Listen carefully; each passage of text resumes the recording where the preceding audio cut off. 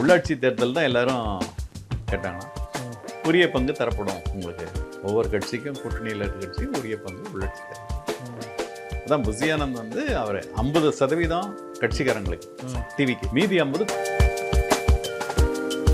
அதே ராஜா. ஏங்க டென்யூர் வந்து டிசம்பர் வரைக்கும் இருக்கு, அதுக்குள்ளே யார் ராஜினாமா பண்ணணும்? அப்போ ஒழுங்காக பண்ணிட்டு போகணும். நான் உள்ளே உட்காந்துக்கிட்டு அரசியல் பேசலாமா?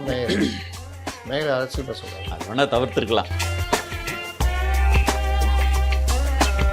கவுன்சிலர்களுக்கு வேலையே இல்லை. கவுன்சிலருக்கு வேலை இல்லை. வேலை இல்லைன்னா பழைய மாதிரி அதிகாரி வந்து உங்களுக்கு கவுன்சிலர் கீழே கட்டுப்பட்டு இருந்தால் தாங்க உங்களுக்கு வேலை.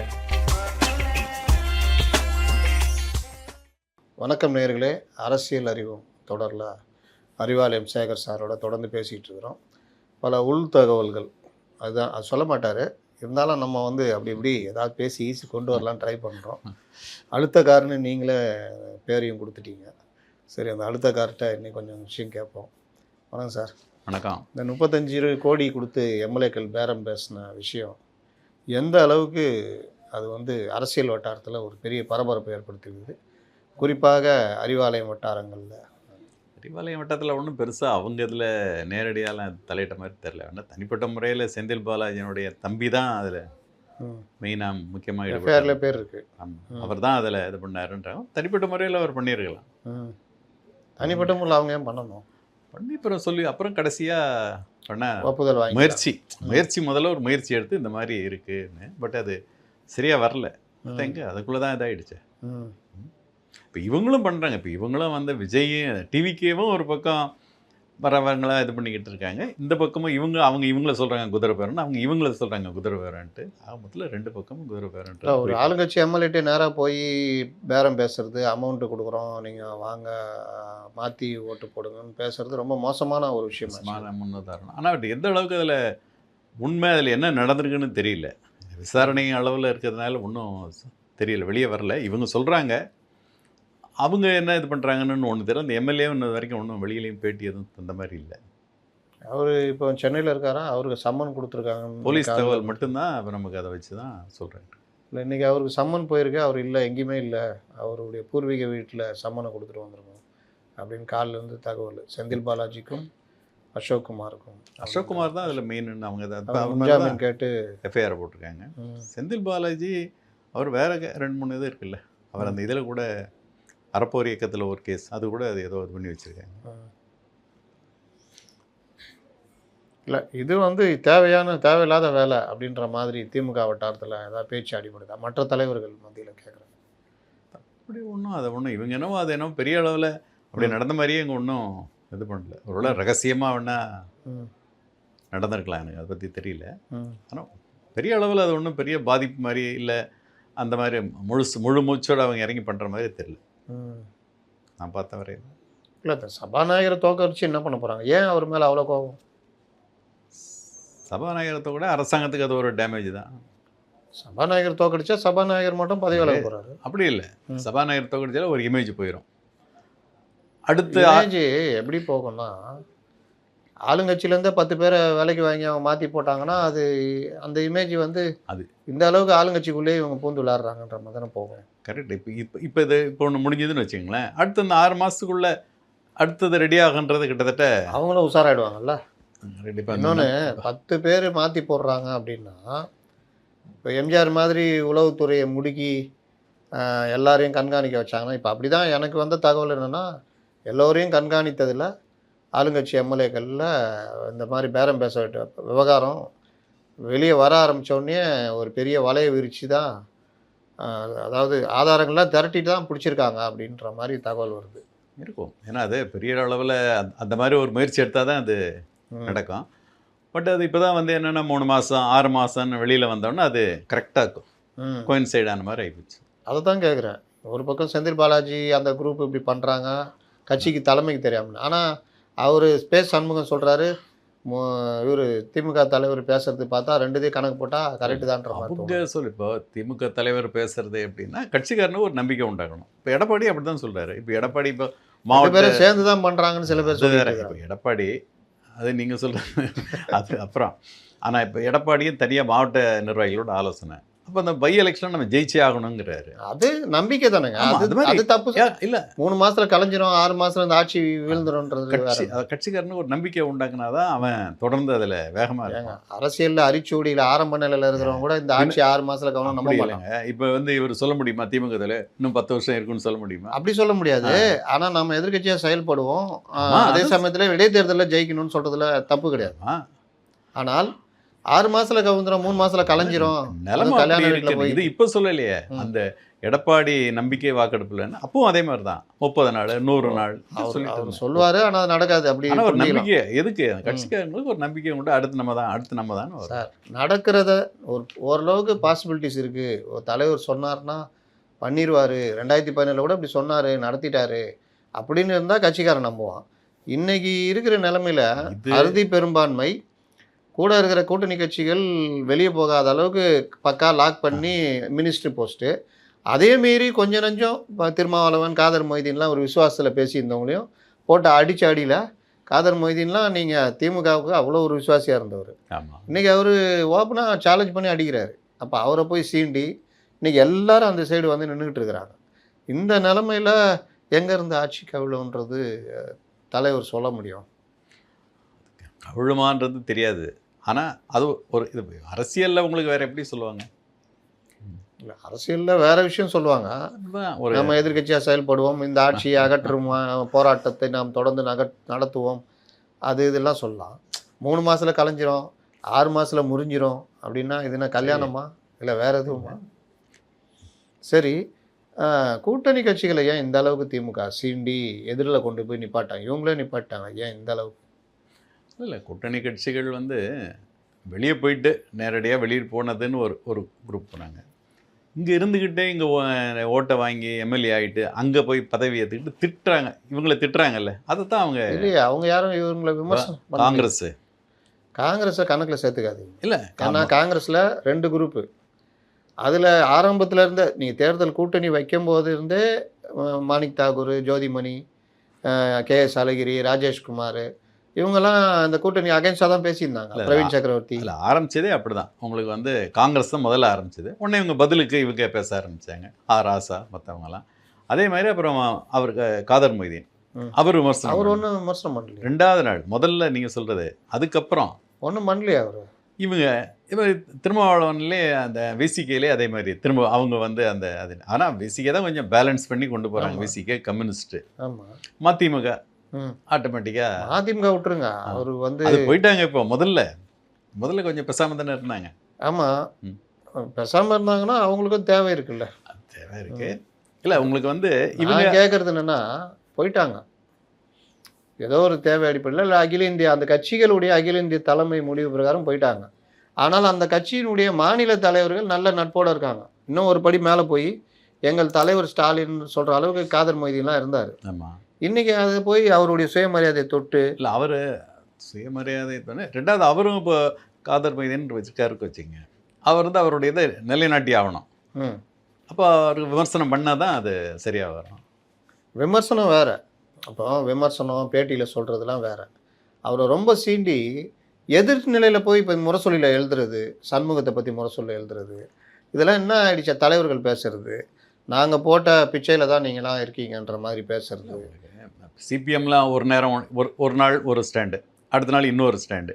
அன்றைக்கி ஒரு நாள் ஆளுங்கட்சி ஆதரிக்கிறேன், இன்னொரு நாள் திமுக இது பண்ணுற மாதிரி சப்போர்ட் பண்ணுறாங்க. அதை தான் அவங்க சொல்கிறாங்க. இல்லை இப்போ வந்து எனக்கு தெரிஞ்சு இப்போ வீரபாண்டியன் இருக்காரு, அதை ஒரிஜின பேச்சை கண்டிக்கிறாரு.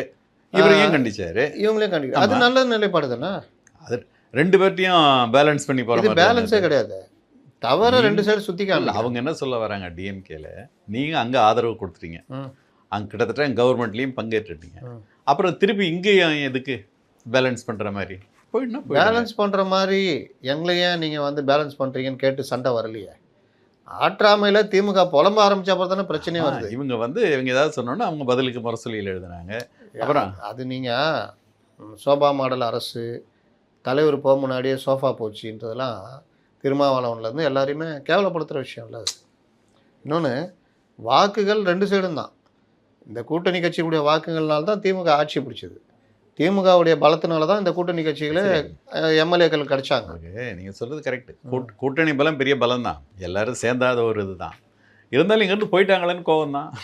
அதை தான் நான் சொல்கிறேன். அந்த கோவத்தை எப்படி வெளிப்படுத்துறீங்க, ஏன் இப்படி பண்ணுறீங்கன்றது தான் நம்மளுடைய விமர்சனமாக இருக்குது. அது பொதுவானது தானே எல்லாருக்குமே. இப்போ ஏடிஎம்கிலேருந்து கூட வெளியில் போனால் உடனே அடுத்த நாள் என்ன பண்ணுறாங்க, விமர்சனம் பண்ணுறாங்கல்ல. அது ஓகே. இப்போ இன்றைக்கி ஏடிஎம்கிலேருந்து எம்எல்ஏக்கள் போயிட்டு இருக்காங்க. எடப்பாடி ஒன்றும் அவங்கள பயங்கரமாக திட்டிட்டு இல்லையா? நீங்கள் அவங்க திட்டல, மற்றவங்க திட்டுறாங்களே. இப்போ சிவி சண்முகத்தில் என்ன திட்டு, விஜயபாஸ்கர் என்ன திட்டுறாங்க. அது ஓகே. ஆனால் அந்த கட்சி தலைமை வந்து வேறு யாருமே வந்து பெருசாக அவங்கள விமர்சனம் பண்ணலையே. அவர் எடப்பாடி கண்டுக்க மாட்டேங்கிறாரு. போனா போங்க அப்படின்ற மாதிரி. சரி, அதிமுக நிலைமை என்ன தான் ஆகும்? அதிமுக தலைவர்கள் என்ன சொல்கிறாங்க? இல்லை, எடப்பாடி கொஞ்சம் தீவிரமாக கட்சியை கொஞ்சம் இப்போ கொஞ்சம் கவனம் செலுத்துறாருன்றாங்க. அன்னைக்கு மகளிர் அணி கூட்டம் போட்டார். கூட்டம் வரலன்றாங்க. அப்படியா? இல்லை, நிர்வாகிகள் வரைக்கும் வந்தாங்கன்றாங்களே. கொஞ்சம் நிர்வாகிகள் தான் வந்து, மகளிர் அணி மட்டும் முக்கிய நிர்வாகிகள். எஸ்பி வேலுமணி டீமுக்கு என்ன பிரச்சனை? எஸ்பி வேலுமணி விஜய் கிட்ட முதல்ல போகிறதுக்கு, டிவிகேல போகிறதுக்கு முதல்ல ஏதோ இது பண்ணாங்களாம். அங்கே சரியா இல்லை. சரியா இல்லைன்னா உடனே பதவி கிடைக்காத ஒரு சூழ்நிலை.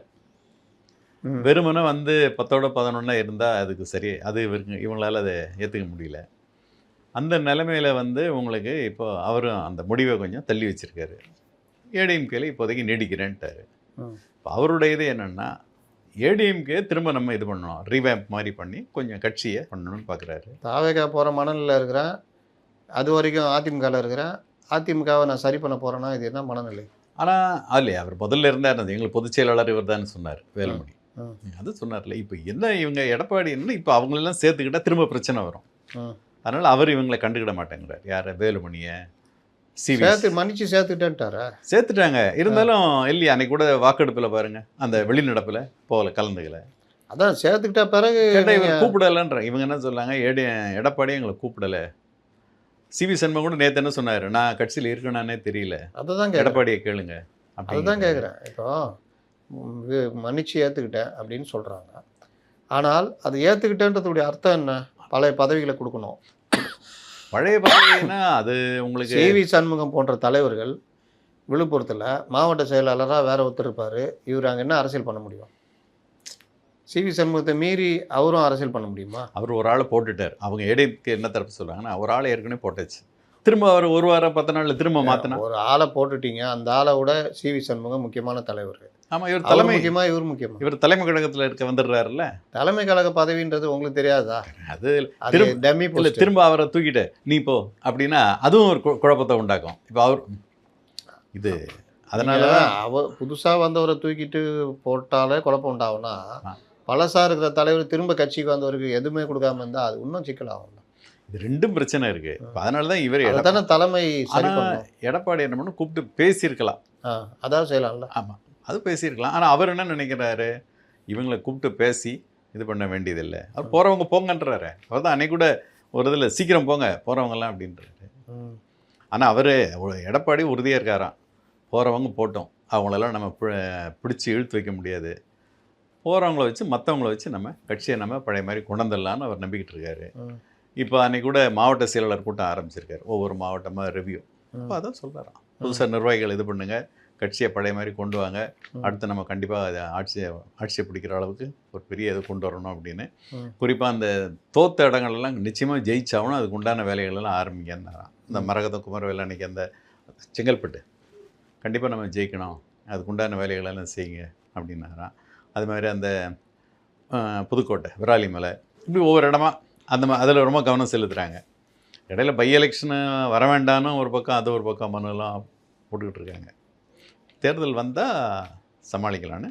இதுக்கடையில் வந்து எடப்பாடி வந்து திரும்ப மாதிரி கட்சியை நிர்வாகிகளெல்லாம் கூப்பிட்டு பேசி ஒரு தைரியம் கொடுத்து ஒரு ஆறுதல் சொல்லி திரும்ப பழைய மாதிரி வேகமாக செயல்படுங்கன்னு சொல்லி பண்ண போகிறாரு. அப்போ அந்த எஸ்பி வேலுமணி அந்த டீமில் என்ன ஆகும்? நத்தம் விஸ்வநாதன் அவங்க இறங்கி வருவாங்கன்னு பார்க்குறாங்க, கொடுத்த பதவி ஏற்றுக்கிட்டு. அது முடியாதுட்டார். நேற்று கூட சொல்கிறாரு, தொண்டர்களாக தொடரவே விரும்புகிறோம்.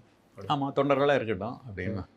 இல்லை இப்போ ஒன்று, இப்போ அதுக்கு ஒரு முயற்சி நடக்குன்றாங்க. எடப்பாடிக்கும் அவங்களுக்கும் சிவி சண்முகம், வேலுமணி இவங்களெல்லாம் கூப்பிட்டு வச்சு பேசி இது பண்ணுறதுக்கு அது சில ஏடிஎம்கில் உள்ள மூத்த தலைவர்கள் இதை முயற்சி பண்ணிக்கிட்டு இருக்காங்க. மூத்த தலைவர்கள் இப்போ யார் இருக்கா? இருக்கிற அக்ரி கிருஷ்ணமூர்த்திலாம் இப்போ மூத்த தலைவர். முனுசாமி இருக்காரு. முனுசாமி கையை வச்சாதுன்னா அவன் தெரியும்ல. அக்ரி கிருஷ்ணமூர்த்தி, திண்டுக்கல் சீனிவாசன் இருக்காரு. திண்டுக்கல் சீனிவாசன் பேச்சை யார் கேட்பா? அவர் பையனே கேட்க மாட்டாரு. அக்ரி கிருஷ்ணமூர்த்தி இருக்காரு. அதான் அக்ரி கிருஷ்ணமூர்த்திலாம் வந்து இவங்களை எப்படி பேசினார் பார்த்தீங்கல்ல. இது இது அதான் இவங்க போறாங்கன்னா முன்கை எடுக்கிறதுக்கு ஆள் இல்லையே. தங்கமணியை முறுக்கிட்டு இருக்காரு, சம்பந்தியே முறுக்கிட்டு இருக்காருன்னா இவர் அங்கே கூட சரி பண்ணலன்னா இவர் எங்கே சரி பண்ண? தங்கமணியும் முதல்ல அதான் இப்போ அதெல்லாம் இப்போ எடப்பாடின்னு மாவட்ட வாரியாக போடும்போது அதெல்லாம் கொஞ்சம் சரி பண்ணுவாருன்றாங்க. ஏடிஎம்கேல இருக்கவங்க என்ன சொல்கிறாங்கன்னா அது சரி பண்ணிடுவார், இவங்க கொஞ்ச நாள் எப்படி சைலண்ட்டாக இருந்தாலே போதும் சரியாயிரும்ன்றாங்க. அது எந்த அளவுக்கு இதுல இப்போ பட்ஜெட்லாம் வருது, திரும்ப எப்படி இணைஞ்சு செயல்படுறாங்களா என்னன்னு தெரியல. சைலண்ட்டாக கிட்டத்தட்ட 1 மாதத்துக்கு மேலே இருக்காங்க. கட்சிக்கு திரும்பிட்டு பிறகு எந்த பதவியும் கொடுக்காம வச்சுருந்து அப்படியே இருந்தது. சைலண்ட்டு தான், அவங்க சைலண்ட்டாக கேட்காம இருந்தது தான். இப்போ மாநில பொறுப்பு போட்டு விட்டா மாவட்டத்தில் இவர்களுக்கு எந்த மரியாதையும் இருக்காது. அப்புறம் எப்படி அரசியல் பண்ண முடியும்? சரி, இது வரும்ல, அது சிக்கல் வரும் கண்டிப்பாக. நிர்வாகத்தில் மாவட்ட நிர்வாகத்தில் சிக்கல் வரும். இவங்க தலைமை கழகத்தோடு ஒட்டி இருந்து அப்புறம் அந்த இப்போ ஏற்கனவே போட்டிருக்காங்களே அவங்களோட இணைஞ்சு தான் இவங்க போகிற மாதிரி இருக்கும். அப்படி இருந்தால் என்ன முடிவு எடுக்கிறாங்கன்னு தெரியல. அது 17-18 பேர் மொத்தமாக அந்த அதிகாரத்தை விட்டு வழியில் போகணுன்னா அவங்க எப்படி யோசிப்பாங்க? இப்போ தங்கமணி பாஸ்கர்னு ஒருத்தரை போட்டிருக்காங்க நாமக்கல்லில். அப்புறம் இவர் நத்தம் விஸ்வநாதன், எஸ்பி வேலுமணி, இந்த மாதிரி எல்லாமே. இது சிவி சண்முகம். இல்லை, உங்களுக்கு நீங்கள் இன்னொன்று பார்க்கணும். இவங்க வந்து ஓட்டு மாறி போட்டாங்க, நடவடிக்கை எடுக்கணும்னு மனு கொடுத்தாங்க. இவங்க வந்து மன்னிப்பு கடிதம் கொடுத்தாங்க. எடப்பாடி நடவடிக்கை வேண்டான்னு கொடுத்தாரு. இப்போ முடிஞ்சு போச்சு. ஆனால் இப்போ இவங்களும் அதை விட்டு அன்றைக்கி கூட வாக்கெடுப்பில் இந்த வெளிநடப்பில் கலந்துக்கல. அந்த மாதிரி சில இதெல்லாம் இருக்குல்ல. ஆலோசனை கூட்டம்னா வரதே இல்லை. இப்போ அவங்க சில நேரம் அந்த எதிர்க்கட்சி தலைவர் அவங்க இந்த எடப்பாடி அவருடைய ரூமில், அதிமுக எம்எல்ஏக்கள் ரூமில் இவங்க போகிறதே இல்லை. அப்படி போய்ட்டு இவங்க இந்த பக்கம் வந்துடுறாங்க, ஹவுஸில் வந்து உட்காந்துக்கிறாங்க. இந்த மாதிரி இதெல்லாம் அவங்க ரொம்ப குறை சொல்கிறாங்க. பட் அது இந்த 7 பேர் இருக்காங்களே, இந்த 4 எம்எல்ஏ சேர்ந்தது, மறுபடியும் இப்போ இவங்க சேர்ந்தது, இதில் டிஸ்குவாலிஃபிகேஷன் பண்ணாமல் சபாநாயகர் ஏன் இது பண்ணுறாரு? அவங்கள ராஜினாமா ஏற்றுக்கிட்டு. ஆமாம், ராஜினாமா இது இருங்க. அதான் நம்ம எடப்பாடி ஒருத்து கொடுத்தாருல, அவங்கள மன்னிச்சு ஏற்றுக்கிடுங்கன்ட்டு. அது இல்லை, நான் கேட்குறது தாவேக்கால சேர்ந்தவங்களுக்கு. ஆமாம், அது அதிமுக கொடுத்தது. அவங்க அது இல்லை, ஸ்பீக்கர் என்ன சொல்கிறாரு, ராஜினாமான்னு கொடுத்துட்டாங்க. மனப்பூர்வமாக நான் வந்து சம்மதிச்சு நான் எழுதி கொடுக்குறேன்ட்டு. அதுக்கப்புறம் அதில் எதுவுமே நம்ம பண்ண முடியாதுன்றாங்க. இப்போ அன்னைக்கு கூட இசைக்கு சுப்பையா வந்தார், வந்து திரும்பவும் சொன்னார், கட்சியில் வந்து எனக்கு போக்கு பிடிக்கலை, அதனால தான் நான் இந்த முடிவை நானாக தான் எடுத்தேன் அப்படின்னு தான் சொன்னார். அதுக்கப்புறமும் நீங்கள் ஒன்றும் செய்ய முடியாதுன்றாங்களே. இல்லை, அதில் வந்து உச்சநீதிமன்றம் ஏற்கனவே தீர்ப்பு கொடுத்துருக்கு. நீங்கள் டிஸ்குவாலிஃபை பண்ணி, அதாவது முன்னாடியே இவங்க வந்து கட்சியுடைய தலைமைக்கு எதிராக வாக்களிச்சிட்டாங்க 25 பேர். அதில் கட்சி தலைமை 21 பேரை மன்னிச்சிட்டேன், இவங்க 4 பேர் மேலே நடவடிக்கை எடுங்கன்னு கொடுத்துட்டாங்க. அப்போ அந்த கொடுத்ததுன்னா அதை தான் முதல்ல பரிசீலிக்கணும். ஆமாம், ஆனால் இவர் ராஜினாமாவை ஏற்றுக்கிறார். நடவடிக்கை எடுக்கணும்னு என்ன மாதிரியான நடவடிக்கை சொன்னாங்க? பதவி நீக்கம், டிஸ்குவாலிஃபை பண்ணணும், தகுதி நீக்கம். ஆமாம், அதை தான் அவங்க என்ன பண்ணாங்க, தகுதி நீக்கம்னா பதவி தான் பறிப்பு, நாங்கள் ராஜினாமா செய்கிறோம். ராஜினாமா வேறு, தகுதி நீக்கம் வேறு. பதவி பறிக்கிறத விட பதவி ராஜினாமா செஞ்சு முந்திக்கிட்டாங்க. இல்லை, பதவி ராஜினாமா பண்ணுறது அவங்க முந்தினாலும் பதவி ராஜினாமா பண்ணிவிட்டு உடனே போய் இவரை பார்க்குறாங்க. ஆனால் ஒன்றும் பண்ண முடியாதுன்றாங்க. அதாவது சபாநாயகர் முடிவு தாங்க இறுதி. ஆனால் நீதிமன்றம் போனால் பண்ண முடியும். ஏன்னா உச்சநீதிமன்ற தீர்ப்புகள்லாம் சபாநாயகர் எதை முதல்ல கன்சிடர் பண்ணணுன்னெலாம் இருக்குது. இந்த 2 வருது அவங்க மேலே டிஸ்குவாலிஃபை பண்ண சொல்லி இவங்க பேரண்ட் பாடி கொடுத்துருக்குது தலைமை. அதே எம்எல்ஏக்கள் ஒரு ஏற்பாட்டின் பேரில் ராஜினாமா பண்ணுறாங்க. சபாநாயகர் எதை பரிசீலிக்கணும் அப்படின்னா, முதல்ல எந்த புகார், இன்னொன்று கட்சி தாவல் தடை சட்ட புகாரை தான் முதல்ல எடுத்துக்கணும் அப்படின்னு உச்சநீதிமன்ற தீர்ப்பே இருக்குது. அப்போ இதை விட்டுட்டு நான் இதை எடுப்பேன்னா அது சபாநாயகருடைய இஷ்டம். ஆனால் நீதிமன்றத்தில் போனால் அது நிற்காது. அதனால தான் அந்த 7 எம்எல்ஏக்களுக்கும் இடைத்தேர்தல் அறிவிக்கலை, தேர்தல் ஆணையத்தில் போனது. மனு வேறு ஏடிஎம்கே மனு கொடுத்துருக்காங்களே, இன்னைக்கு கூட 80 ரூபாய் மனு கொடுத்துருக்காரு தேர்தல் ஆணையத்தில். சட்ட ரீதியாக நீதிமன்றத்துக்கும் போயிருக்காங்க. சட்ட ரீதியாக அது செல்லும் அப்படின்ற மாதிரி தான் இன்னைக்கு சட்டம் இருக்குது. அதனால் சொல்கிறேன், அது சபாநாயகர் முடிவை அறிவித்த பிறகு இவங்க கோர்ட்டுக்கு போகலாம். சட்டசபை எப்படி சார் இருக்குது? அமைச்சர், முதலமைச்சர், ஆய்வுக் கூட்டங்கள். ஆமாம், இப்போ தனித்தனியாக அமைச்சர்கள்லாம் ஆய்வுக் கூட்டம் நடத்துகிறாங்க. முதலமைச்சரும் இப்போ போன 2ஆம் தேதியிலேருந்து தினம் துறை வாரி ஆய்வுக் கூட்டம். பட்ஜெட் தயாரிப்புக்கு ம். காலையில் ஒரு கூட்டம், மாலையில் ஒரு கூட்டம், காலையில் ஒரு டிபார்ட்மெண்ட், சாயங்காலம் ஒரு டிபார்ட்மெண்ட், அப்படி பண்ணிக்கிட்டு இருக்காரு. அதுக்கு முன்னாடி வந்து கலெக்டர் மாநாடு நடத்தினார். இப்போ அடுத்து இது மாநாட்டில் ஏதாவது பேசினாரா? அதாவது தகவல் இருக்கா? மாநாட்டில் ரொம்ப உறுதியாக அந்த சட்டம் ஒழுங்கு ரொம்ப ஸ்ட்ராங்காக சொன்னாராம், பெண்கள் பாதுகாப்பை சொன்னாராம், அது மாதிரி கலெக்டர்களை வந்து அந்த அரசின் திட்டங்களெல்லாம் போய் எந்த அளவுக்கு சேருதுன்னு போய் நீங்களாம் நேரடியாக கண்காணித்து அதை இது பண்ணணும், கவனிக்கணும். குறிப்பாக அந்த குடிநீர், மின்சார திட்டங்கள், அரசு போட்ட திட்டங்கள் எந்த அளவு செயல்படுத்து நீங்கள் ரிவ்யூ மீட்டிங்கில் கரெக்டாக அதை பாருங்கன்னாராம். அப்புறம் அந்த போதைப் பொருள் அதை வந்து என்ன இன்னொன்று அந்த பெண்கள் இதை வந்து உடனே எஃப்ஐஆரை போட்டு சீக்கிரம் தண்டனை வாங்கி கொடுக்கணும், அதுக்கு அதில் டிலே ஆகாமல் பார்த்துக்கணும் அப்படின்னு அதை தான் மெயினாக சொன்னாருங்க. ரொம்ப ரொம்ப ஸ்பெசிஃபிக்காக அதை அந்த பெண்கள் பாதுகாப்பு தான் ரொம்ப சொன்னார். பெண்கள் பாதுகாப்பு, போதை, அப்புறம் அந்த குடிநீர், மின்சாரம், இதை தான் ரொம்ப ஸ்ட்ரெஸ் பண்ணாருன்னு நாங்கள் 2 நாளும். ஆனால் எல்லோரும் நல்லா பண்ணுறீங்க, இதே மாதிரி தொடர்ந்து பண்ணுங்க, ஆதரவு கொடுங்க அப்படின்னு. ஏதாவது தலையீடு, கட்சி தலையீடு இருந்தால் எங்களுக்கு நேரடியாக தகவல் சொல்லுங்கள், நாங்கள் வந்து நடவடிக்கை எடுக்கணுன்றாரு. கட்சி தலையீடு கூடாதுன்னு சொல்லியிருக்காரு. கட்சி தலைவர்களோ யாரோ எந்த வகையான தலையீடு உங்களுக்கு வந்தாலும் சொல்லுங்கள் நேரடியாக. அதிகாரிகள் ஏதாவது புகார் கொடுத்தாங்களாமா? அதிகாரிகள் ஒன்றும் புகார் தந்த மாதிரி இல்லை. அதிகாரிகள்லாம் முழு அதிகாரம் கொடுத்த மாதிரி தான் சொன்னாங்க. நீங்கள் தாராளமாக இறங்கி செயல்படலாம். நேரடி யாரும் அது வந்து இப்போ தானே உங்களுக்கு 1 மாதம் தானே ஆயிருக்கு. இனிமேல் தான் வந்து ஒரு வருஷம் ஆச்சுன்னா அதுக்கப்புறம் தான் எங்களால் அங்கே செயல்பட முடியல. ஏற்கனவே அப்படி தானே சொல்லிட்டு இருந்தாங்க. இது புதுசு. இப்போதைக்கு எல்லாம் திருப்தியாக தான் வந்து போனாங்க. இப்போ அது மாதிரி ரிவ்யூ மீட்டிங் அப்படி தான் துறை வாரியாக பண்ணி அவங்கக்கிட்ட இருந்த ஃபீட்பேக் எல்லாம் வாங்கி அதை பட்ஜெட்டு எந்த அளவுக்கு அதில் இது பண்ணிக்கலாம், எதுன்னு வரி போடுறது, இல்லை வரியை குறைக்கிறது, இல்லை சலுகை கொடுக்கறது, இல்லை பட்ஜெட் தயாரிப்பு, அது வாரியாக இப்போ 22 வரைக்கும் அது நடக்குது. அப்போ இந்த மந்த்து 25க்கு மேலே பட்ஜெட் வரும்ன்றாங்க. அதுக்கு உண்டான வேலைகள் நடந்துகிட்டு இருக்கு. அனைத்து கட்சி கூட்டம் எப்படி நடந்தது? அந்த நீங்கள் போயிருந்தீங்களா? இல்லை, போகலை. அது எல்லாமே ஸ்டார் ஹோட்டல், அந்த ஃபிஷர்மன் கோ அங்கே தானே போனவங்க சொன்னாங்க. தோழமை கட்சிகள்லாம் கூப்பிட்டு வச்சு ரொம்ப நம்பிக்கை இது பண்ணாராம். ஆட்சி கவுந்துருவங்க அதெல்லாம் வந்து 3 மாதம் 6 மாதம்லாம் நீங்கள் யாரும் நம்ப வேண்டாம், நிச்சயமாக ஆட்சி முழு டென்யூர் கம்ப்ளீட் பண்ணோம். எங்களுக்கு வந்து எப்படி இருந்தாலும் நாங்கள் கூட்டணி கட்சிகளை விட மாட்டோம், உங்களுக்கெல்லாம் நாங்கள் என்ன இது பண்ணணுமோ அதெல்லாம் நாங்கள் உங்களுக்கு உரிய மரியாதை கிடைக்கும் ரொம்ப உறுதியாக சொன்னாராம். இப்போ நீங்கள் வந்து தாராளமாக நீங்கள் கருத்துக்களை சொல்லலாம் அப்படின்னு சொல்லி எல்லாரும் ஒருத்தர் தனித்தனியாகவே பேசினாராம். தனித்தனியாக கட்சி தலைவர்கிட்ட பேசியிருக்காரு, அப்புறம் மொத்தமாக பேசியிருக்காரு. உள்ளாட்சி தேர்தல் தான் எல்லாரும் கேட்டாங்கன்னா உரிய பங்கு தரப்படும் உங்களுக்கு, ஒவ்வொரு கட்சிக்கும் கூட்டணியில் இருக்க கட்சிக்கும் உரிய பங்கு உள்ளாட்சி தேர்தலில். அதான் புசியானந்த் வந்து அவர் 50% கட்சிக்காரங்களுக்கு டிவிக்கு, மீதி 50 கூட்டணிக்கு பிரித்து கொடுங்க அப்படின்னு சொல்லியிருக்காரு. அதுவும் சரின்ட்டார்.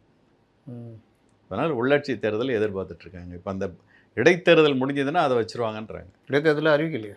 அறிவிக்கல, வந்துடும்ன்றாங்க. ஏன்னா வேக்கண்ட்டுன்னு அறிவிச்சாச்சு, அது தேர்தல் கமிஷன் ஏற்றுக்கிட்டு இருக்கு. அது என்ன கோர்ட்டில், இப்போ கோர்ட்டு எதாவது தெரியும். வந்து இவங்க நம்பிக்கிட்டு இருக்காங்க, இவங்க சொல்கிறாங்க அதெல்லாம் ஒன்றும் எந்த பிரச்சனையும் இல்லை, இடைத்தேர்தல் வரும்.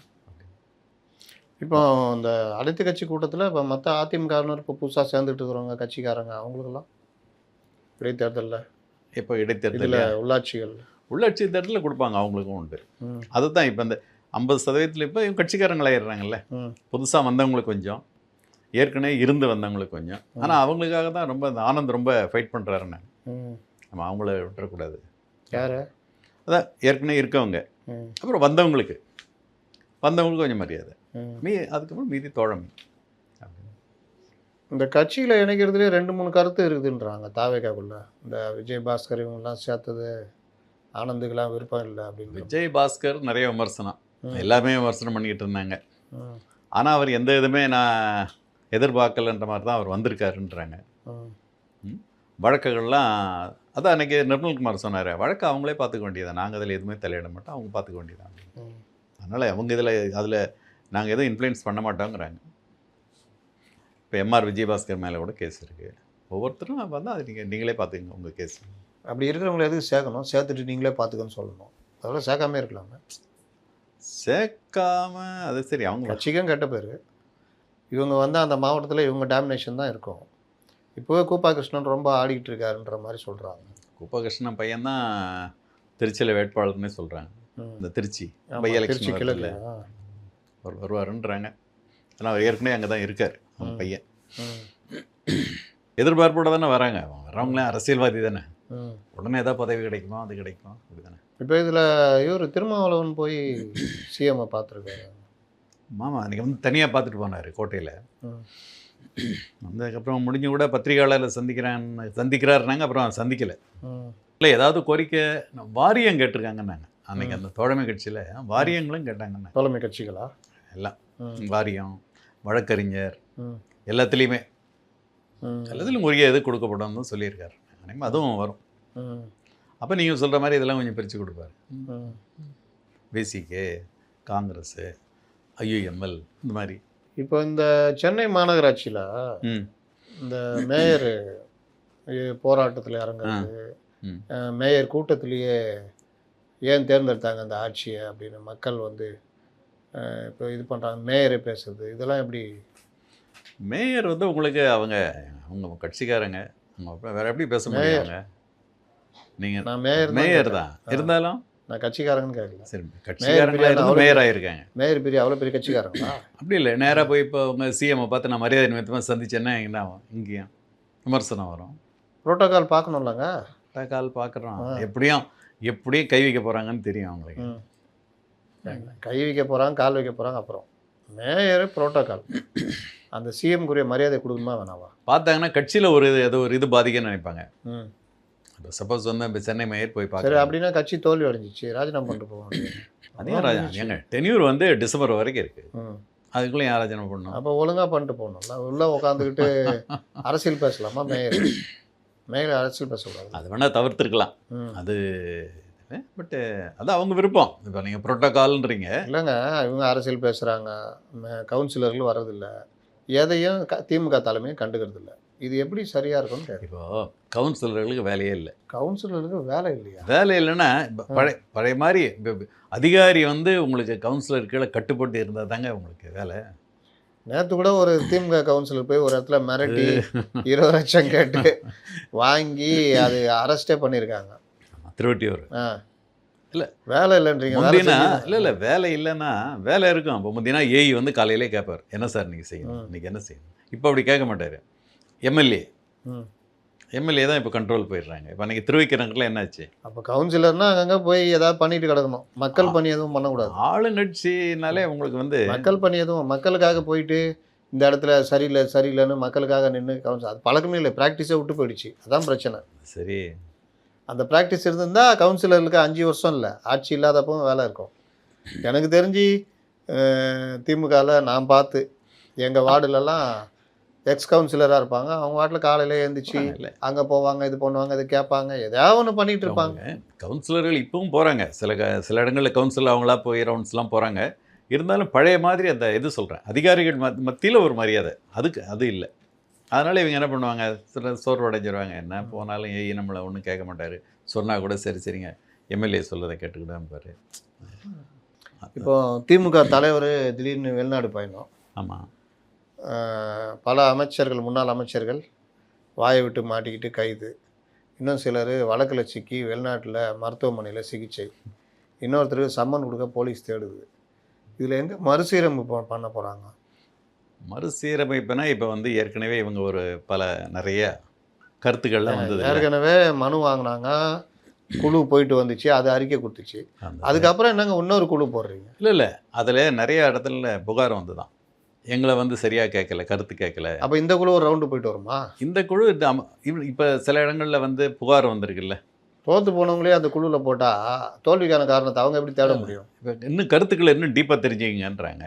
தெரிஞ்சுக்கிட்டு எத்தனை 5 வருஷமா டீப்பாக தெரிஞ்சுக்கலாம். அடுத்த 5 தெரிஞ்சுக்கிட்டு அதை மறுசீரமைப்பு அவங்க என்ன சொல்ல வராங்க, நீங்கள் கவனிங்க, கட்டமைப்பில் மாற்றம். இப்போ தாங்க மறுசீரமைப்பு. நீங்கள் கிட்டத்தட்ட டிவிக்கு எடுத்திங்கன்னா 137 மாவட்ட செயலாளர். இப்போ இங்கெல்லாம் 70, 75 அந்த ரேஞ்சு தான். இப்போ இன்னும் அந்த மாதிரி கொண்டு வருவாங்க. அந்த மாதிரி கம்ப்ளீட்டாக மாற்றுங்க, ஒன்றிய அளவில் மாற்றுங்க, நகர அளவில் மாற்றுங்க, அப்படி ஒவ்வொரு இடத்துலையும் மாற்றி அப்படி கொண்டு வாங்க. பெரிய அளவில் ஒரு செட்டப்பை மாற்றுங்கன்றாங்க. அது பார்த்தனா சிக்கல் வரும் தானே கம்முன்னு இருக்காரு. இல்லை அதை கொண்டு வரதுக்கு தான் முயற்சி. அப்போ தூக்க மாட்டீங்க, மாற்ற தான் செய்வீங்க. மாற்றினாலே என்ன தூக்குறது தானே. இப்போ ஒரு தூக்கி அங்கே மாற்றிட்டா வேற தூக்குறதா மாற்றுறதுக்கும் வித்தியாசம் இல்லை, ட்ரான்ஸ்ஃபருக்கும் டிஸ்மிஸ்க்கும் வித்தியாசம் இருக்குல்ல. டிஸ்மிஸ்னு கிடையாது. அந்த பொறுப்புலேருந்து தூக்கி வேற பொறுப்பு. நீங்கள் வேற மாவட்ட பொறுப்பு. செயலாளர்ல சரி, வேற ஏதாவது ஒரு பொறுப்பு வேற என்ன பொறுப்பு கொடுக்குங்க? ஏதாவது கொடுப்பாங்க.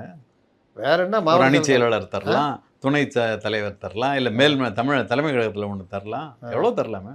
ஓ, அங்கே வேலை செய்யாமல் கட்சி தோகடி காரணமாகிறவருக்கு தலைமை நிலையத்தில் கொடுத்துடலாம் பதவி. மொத்தத்தில் அந்த மாவட்ட செயலாளர் மாவட்டத்தில் நல்லா வேலை செய்கிறவங்க தான் தலைமை நிலையத்துக்கு வருவாங்க. மாவட்டத்துக்கு வேற ஆள் போடுவோம், இல்லை மாவட்டத்தை பிரிப்பாங்க. அதுக்கப்புறம் வந்து ஒரு உட்கட்சி தேர்தல் நடத்திட பிரச்சனை முடிஞ்சிடும். உட்கட்சி தேர்தலா அப்படின்னு ஒன்று இருக்குது திமுக. கீழே இருந்து மேலே வரைக்கும் கம்ப்ளீட். அது ஒரு 3 கலைஞர் மாசம் காலம் வரைக்கும் இருந்துச்சு. அதுக்கப்புறம் எனக்கு தெரிஞ்சு கீழ் லெவல்லாம் கிட்டத்தட்ட நடந்துடும். கீழ் லெவலில் நடக்கும். இது இந்த 5 வருஷத்துக்கு நடந்த மாதிரி எனக்கு தெரியலையே. நடந்துச்சு. 5 வருஷம் இல்லை, இப்போ அடுத்து நடக்கும்ன்ற ம். நடந்தால் ஒரு உத்வேகம் தொண்டர்களுக்கு. சரி, இப்போ நான் கேட்குறேன், இப்போ தோல்விக்கு பிறகு திமுக அதிமுக வேற எந்த கட்சி இருக்குது? பாஜக எங்கேயுமே காணும். திமுக அதிமுக 2 கட்சியும் நீங்கள் ஒப்பிட்டீங்கன்னா எது கொஞ்சம் நல்லா உத்வேகமாக இருக்குது? திமுக வழக்கம் போல் உத்வேகமாக தான் இருக்குது. எப்படியும் எங்கள் தலைவர் இப்போ எதிர்கட்சி தலைவர் துபாய் போயிட்டார், இவர் லண்டன் போயிட்டார். போகிறது வர்றது அதெல்லாம் வருதா? ஏங்க போகிறது வருதா? இருந்து கட்சி பணி ஆட்டுறது, அறிக்கை வர்றது, அது இன்னைக்கு ட்விட்டர் இருக்குன்ற ஒரே காரணத்தை வச்சுக்கிட்டு எப்பா என் சார்பில் அந்த ட்விட்டர் வெளியிட்டிருப்பாங்க. இப்போதைக்கு நீங்கள் பண்ணின்னு வச்சிங்க, இடைத்தேர்தல், அடுத்து சட்டசபை. ஏங்க நான் என்ன கேட்குறேன், கட்சி தோத்துச்சு, தொண்டர்களை உற்சாகப்படுத்தணும், தமிழ்நாடு ஃபுல்லாக ஒரு சுற்றுப்பயணம் போவாங்க, ஏதாவது ஒரு இது எதுவுமே காணமே இல்லை யாரையுமே.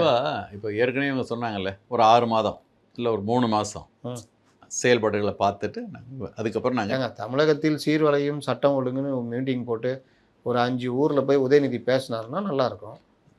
அந்த மாதிரி எங்கேயுமே இல்லையே. இவர்கள் வாட்டில் இவங்க தோத்துட்டோம், அவங்க வாட்டில் வேலையை பார்த்துட்டு துபாய் போகிறாங்க, அது போகிறாங்க, இது வர்றாங்க. இந்த லோக்கலில் அமைச்சர்கள் பேசுகிறேன்ற பேர்வில் கண்டபடி பேசி மாட்டிக்கிறாங்க. இந்த மாதிரி தான் நடக்குது.